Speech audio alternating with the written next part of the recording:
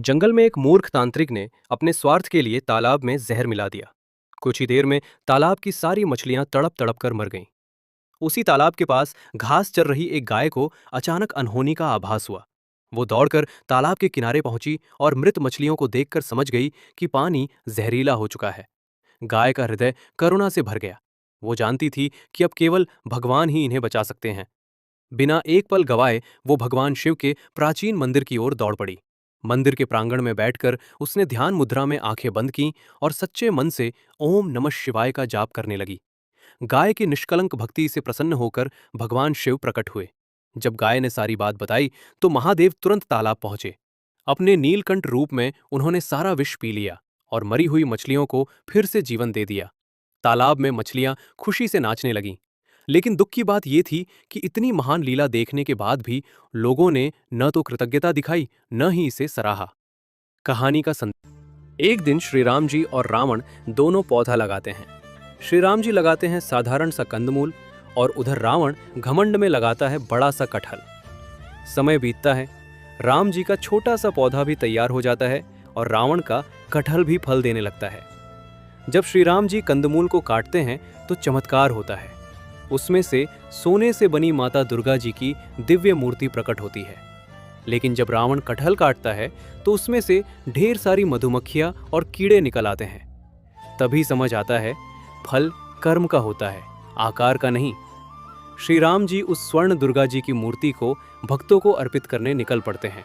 श्री राम जी की भक्ति के लिए एक लाइक और ऐसे ही चमत्कारिक कथाओं के लिए चैनल को सब्सक्राइब करें। एक बहुत गरीब किसान था। उसके पास न ठीक से खेत था न खाने को अनाज। एक दिन सूखे से उसकी पूरी फसल जल गई। गांव वाले हंसने लगे, लेकिन किसान रोया नहीं। वह रोज सुबह खेत के कोने में बैठकर सिर्फ इतना कहता, हे भगवान मेरी मेहनत देख लो। एक रात तेज बारिश हुई, लेकिन सिर्फ उसी किसान के खेत में।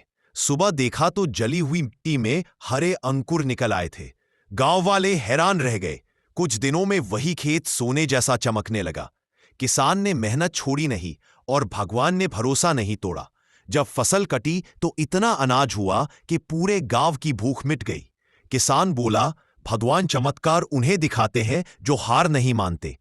अगर आप भी भगवान पर विश्वास रखते हैं तो लाइक कीजिए, सब्सक्राइब करें। और एक जंगल में एक बड़े पेड़ के नीचे बहुत सारे चूहे रहते थे। वे हमेशा डर के साए में जीते थे, क्योंकि पास ही नेवले रहते थे जो मौका मिलते ही चूहों को मार देते थे। जैसे ही नेवले पास आते, सारे चूहे घबराकर अपने अपने बिलों में घुस जाते। एक दिन एक बूढ़े चूहे ने हिम्मत करके कहा, अगर हम इतने ही ताकतवर हैं तो बिल में छिपते क्यों हैं? अगर सीना है तो बाहर आकर मुकाबला करो। ये बात सुनकर सभी चूहों को शर्मिंदगी हुई। उन्होंने डर छोड़ दिया और जोश के साथ अपने बिलों से बाहर निकल आए। जब नेवलों ने देखा कि सारे चूहे एक साथ निडर होकर उनकी ओर बढ़ रहे हैं तो वे घबरा गए। जल्दी ही सभी नेवले वहां से भाग खड़े हुए। सीख: एकता और साहस से बड़ी ताकत भी हार जाती है। अगर कहानी पसंद आई हो तो लाइक करें, सब्सक्राइब करें और कमेंट में लिखें, एकता में शक्ति। एक छोटे से गांव में रामू नाम का एक नेकदिल किसान रहता था। एक दिन वह नदी के किनारे पानी भरने गया। तभी उसने देखा एक मगरमच्छ दर्द से तड़प रहा था। उसका पैर जाल में फंसा था। रामू डर गया, लेकिन तभी उसे भगवान विष्णु का नाम याद आया। उसने मन ही मन कहा, हे भगवान, किसी की मदद करना सबसे बड़ा धर्म है। रामू ने हिम्मत जुटाई और मगरमच्छ को आजाद कर दिया। मगरमच्छ बोला, अब मैं तुम्हें खा जाऊंगा। रामू रो पड़ा। तभी आकाश से आवाज आई, सच्चाई और दया की हमेशा जीत होती है। भगवान की शक्ति से मगरमच्छ को अपनी गलती समझ आ गई। उसने रामू से माफी मांगी और नदी में चला गया। रामू समझ गया, भगवान हर अच्छे इंसान के साथ होते हैं। सीख: दया और सच्चाई कभी बेकार नहीं जाती। कहानी पसंद आई तो लाइक करें, बेल ऐसी कहानियों के लिए सब्सक्राइब जरूर करें। एक रंग बिरंगे गांव में नन्हे बाल गोपाल रहते थे। वह भगवान थे, लेकिन बच्चों जैसे शरारती। एक दिन गांव के बच्चे झूठ बोलकर खेल जीतने लगे। बाल गोपाल मुस्कुराए और बोले, चलो आज एक जादू दिखाते हैं। जैसे ही कोई बच्चा झूठ बोलता, उसके सिर पर कार्टून सा गुब्बारा बन जाता और सब हंस पड़ते। बच्चों को समझ आ गया कि झूठ छुप नहीं सकता। तभी बाल गोपाल बोले, सच्चाई बोलो, दिल से खेलो, तभी असली जीत मिलती है। अगर तुम्हें यह जादुई कहानी अच्छी लग रही है तो अभी दिल वाला लाइक दबाओ और रोज ऐसी मजेदार भगवान वाली कहानियों के लिए सब्सक्राइब करना मत भूलना। जादुई क्रिसमस की रात। क्रिसमस की रात थी, ठंडी हवा चल रही थी और हर जगह चमचमाती लाइटें थीं। छोटा सा बच्चा टॉमी खिड़की से बाहर झांक रहा था। तभी उसने देखा आसमान में एक चमकती स्लेज।